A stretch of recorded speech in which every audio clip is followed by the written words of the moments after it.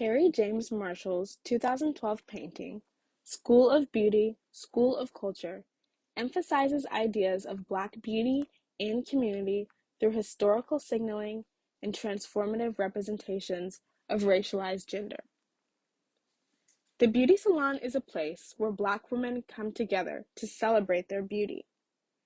As the women in the background talk, laugh, and do each other's hair, the woman in the foreground looks into the viewer's eyes and strikes a pose, taking on the role of a model, a job traditionally founded on beauty ideals.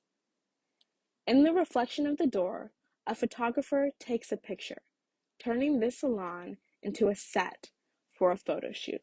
Leaning on the phrase, "Black is beautiful," popularized in the 1960s Black Power movement, each one of the figures in this piece are painted in the color black. Each shade is rich and complex, mixed with various undertones such as red or blue, commenting on the rhetorical use of the term black by representing it through the use of paint. The term black shifts from an abstract word association to a concrete representation on the canvas. Further, the colors reflected in the mirror, red, black, and green, comprise the Pan-African flag, which was created in the 1920s and became a widespread symbol for Black liberation causes in the 60s, therefore asserting the space and the work these women are doing as cultivating solidarity between groups of the African diaspora. This piece reinterprets a well-known painting from art history, Hans Holbein's The Ambassadors, from 1533. As these two men stand among musical and scientific instruments, a skull lurks in the lower third of the piece. This skull is a memento mori, which translates to "remember, you must die" in Latin. During the artistic and scientific experimentation of the 16th century, the looming threat of inevitable death was inescapable. School of Beauty, School of Culture changes this memento mori from a skull to a Disney princess.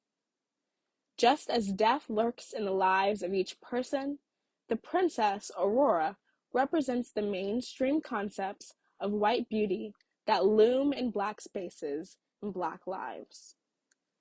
This sleeping beauty upholds the gendered racism that drives notions of beauty in the United States that are still active as ever. Further, the Aurora bust represents the mainstream institutions of the museum and the field of art history that circulate these same notions. As the children are aware of the memento mori, they begin to examine the capitalist commodification of art and beauty.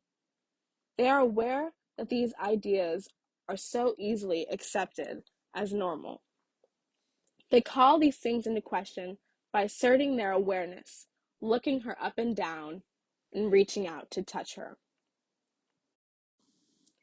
The beauty shop itself functions as both a school, as the title suggests, and a museum cultivated by the people.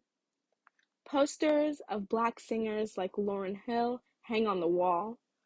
To the left, a poster for a Chris O'Feely exhibition highlights another Black contemporary artist like Kerry James Marshall. The Black is Beautiful poster celebrates the inner and outer beauty of Black people and influential historical movements. This salon is a place where a community comes together to learn about the past and present culture, to reaffirm ideas of Black beauty. Instead of looking to the institution for representation, the representation is cultivated in spaces like this School of Beauty.